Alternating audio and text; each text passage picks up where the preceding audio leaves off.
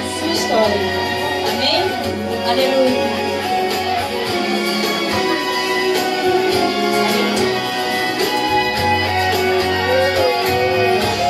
Olha só. Imagine um menino na terra de Lodebar, filho de príncipe, neto de rei, aleijado de ambas as pernas, sem poder andar. Como ele se movia, até hoje eu não sei. Esquecido pois sua história toda se acabou, vivendo de favor na casa de Marquinhos. Quem sabe os seus sonhos de adolescente um dia ser rei foram frustrados e acabaram por aí. Aleluia. Olha só, Lodebar significa terra de esquecimento. Mefibosete, nascido da destruição, aleijado de ambas as pernas, que sofrimento.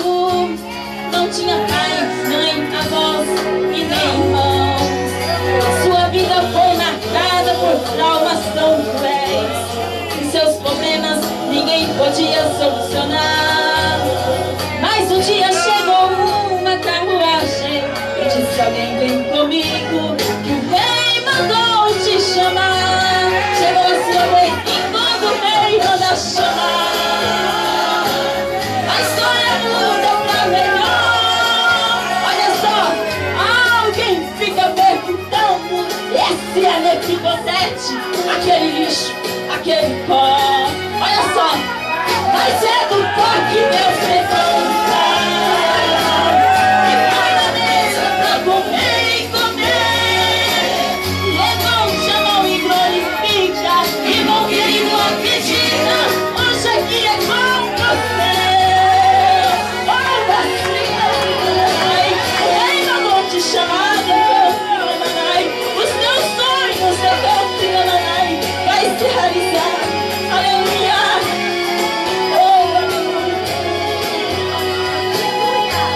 Meu Deus. Alguém disse que você está esquecido. Olha só, vivendo na terra de Lodebar também. Olha só, nada diferente acontece contigo. Você não vê nada, não vem te visitar ninguém.